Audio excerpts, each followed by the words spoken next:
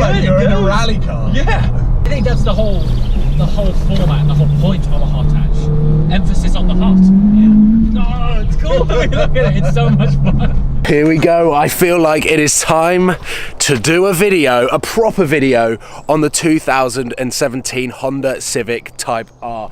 I collected this car on Monday and have since done around 300 miles, both motorway, country miles. I've sat in traffic with this manual gearbox and I feel like I am now ready to do a full video about how this car drives and how I feel like that is the best car that you can buy for £34,000. But to kick the video off, I want to start with a throwback to when I was around 15 years old playing Need for Speed Underground and Underground 2.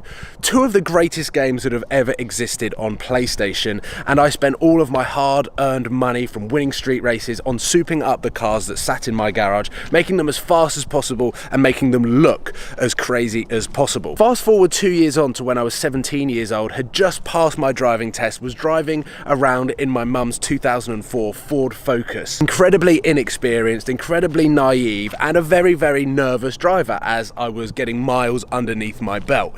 The one type of driver that I was always on the lookout for around the Watford roads were boy racers. People that had actually taken their cars from Need for Speed Underground and made them into real life and actually treated some of the roads around Watford as racetracks. I always felt that they were pushing those cars way over the limit of their own driving skill, but also of their car's capabilities. Now, one of the very popular cars for these Watford boy racers was the Honda Civic Type R. So I immediately categorized and prejudged the drivers and the cars as boy racers and cars that were tuned and souped up to way beyond the car's potential. And I always felt every time I saw one of them go round a roundabout that they were going to spin off, understeer and crash. However, having now covered over 300 miles in this new car, a car that has been so well regarded online as an amazing driving experience, I can now understand that the drivers behind these Civic Type R's early days when I was 17, 18, 19 years old were actually probably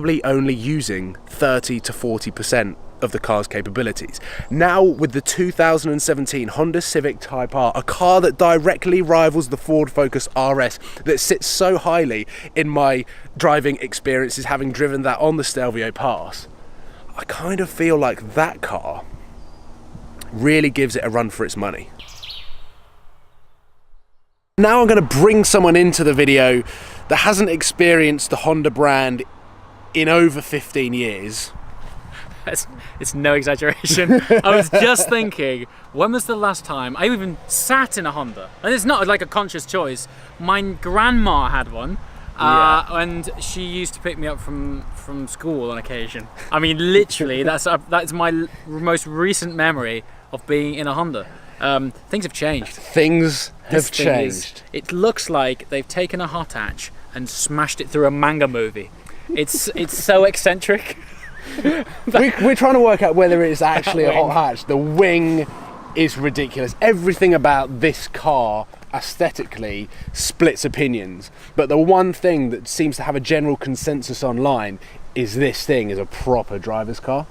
Well, I haven't experienced it yet. No, I mean, so we've driven 1 minute down the road and I proper cruised in comfort. But since I knew you were getting your hands on one, I did some light reading into it, and it reads well. Yeah. People are like, this thing's a weapon. Yeah. So it's great. Let's go. Let's just go let's do it. And smash my foot on the right pedal and never let off. Let's get these GoPros on, and we'll be good to go. R+ on. I'm fascinated. There's not many brands I haven't experienced. This is 317 brake horsepower. That's not hanging around. No. 0 to 60 in about 5.7 seconds, and it holds a Nürburgring record. And I don't know what that is, but it holds one. It's typically for going fast in its category. Exactly. So is it a hot hatch? Or is it... Yeah, it's difficult because the size of it is bigger than a hatchback. That's what I mean. But anyway, let's go. Yeah. So it's front wheel drive only then? Well, yep. Feels like there's some torque steer there. Hey, it doesn't hang about. Nope. It doesn't hang about. I like the energetic skips that it has over bumps, how it loses a little bit of traction, spins up, hooks up again and then flirts you off. all of that happens in like a split second, but it feels engaging. The steering on this, and I know that you can't experience it, but the steering on this is bang on. In R+, Really direct? It's really direct, but the weight of it, I love the weight of it, and for me that's such a big thing with all of this electric power steering. Yeah. So this is a fully electric rack then. In R+, it changes the whole feel of it. Yeah.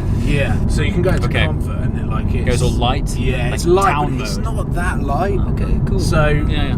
I think it's better than what the Audis do anyway. A short throw box. Yeah. Rev matching auto. I was going to say that sounded like a delightful heel and toe, but then I realised I was sat with Paul Wallace. It was like, if it's a manual, I don't want to know. You hear that? Yeah. But when you're in there. Oh. Yes. Oh, Do you not it's feel good. like you're it in goes. a rally car? Yeah. No idea where I'm going. I think that's the whole format and the whole point of a hot hatch. Emphasis on the hot. Yeah. No, it's cool. I mean, look at it. It's so much fun. I'm loving this car. Like, I just didn't really know what to make of it when it came out of Geneva. Sure. I said to Honda, I would love to drive a Civic Type R on the road, just to understand. Like right now, look at these roads. It's like it's a rally stage. Wow. Do you know it's got some torque? It pulls. Yeah.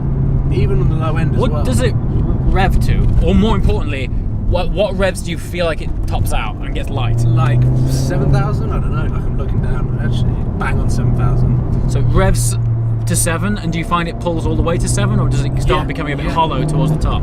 Yeah, I just had the sort of flashing lights come the up. shift indicator. Yeah, it was like shift now, shift now. That's cool. Whilst it's got the wackiest styling I think anyone has ever produced straight from a factory. Ludicrous. If you put this in an all black stealthed out look, it would look really mean. I think the blue is a really nice colour, but it accentuates some of the lines that maybe might look better hidden. But this car, like the way this thing looks, splits opinions so much that Twitter erupted when I posted a picture of it. It was like thumbs up or thumbs down. It's a 50-50. Proper 50-50. Oh no, actually I'll probably say like 60-40, 60% Zen. Oh really? Yeah, interesting. But it is the way this thing drives that pulls it back. Sure. And actually it's refreshing to see a manufacturer build a car that looks like this as standard, because the likes of the RS3, the A45, the Golf R are seriously understated. They're pretty sensible, aren't they? And pretty conservative. Well, what's cool about this is I like that it most definitely does not take itself too seriously. And therefore, when you approach it, I think your mindset is already geared up for fun. Yeah. Which I like that. Yeah. You know, it's cool. I think this is a wicked car, and I do think that there is a market for it, and I would own one if it was all blacked out. I think it would look super cool. The fact that you said that says it all. Yeah. You would own one. Yeah. There you go. Yeah. Job done. 3 days in. Yeah. Well, I don't really know where to go this video now. It can kind of end. I think it's fair to say that Mr. JWW and I got a little bit carried away. We nearly ran out of fuel, and I had a consecutive 30-minute GoPro file that I needed to edit down into a compact and fun, informative video talking about the Civic Type R. And to be honest, I think now, having experienced this car, understanding what it is about, how this car starts up in sport mode with everything a little bit raw, gives you the option for comfort if you did not want to have your bones shattered whilst driving through the city, but then you can open this car up with R+ and it becoming a completely different beast. What Honda have done, they've just extended the breadth of ability, and I love that phrase because it is happening more and more with cars. And whilst the die-hard Type R fanboys are going to be a little bit frustrated at the fact that it has got a comfort mode, it allows Honda to open up to new markets of people that are looking for a bit of day-to-day fun. They can still shove their kids in the back. They can have a family car with hot hatch performance, and that is why at £33,500 for this exact car, the Civic Type R GT, it is the best car that you can buy for under £35,000. And just looking at this spec sheet, the only thing that disappoints me about what this thing says is the colour of this thing. The colour is called Brilliant Sporty Blue. They've had so much imagination on how this car looks, how this car drives, and how this is going to make the driver feel when you drive in this car. And then they've just called the colour brilliant sporty blue. What Honda have achieved with this car, yes, it is a little bit wacky looking, but I said with Mr. JWW, if you spec this car in black, it would look like a Batmobile on the road. And that is one of the reasons why I love this car so much. I've had it for 3 days and I've still got 4 more days driving it, and I'm probably going to put about 400, 500 more miles on this car, and it is just a load of fun. Thank you for watching. Please give it a thumbs up if you've enjoyed this video, and let me know in the comment box below whether you would buy a... Cảm ơn các bạn đã theo dõi. Các bạn hãy bấm like, comment và hãy bấm nút đăng ký để ủng hộ cho kênh mình nha.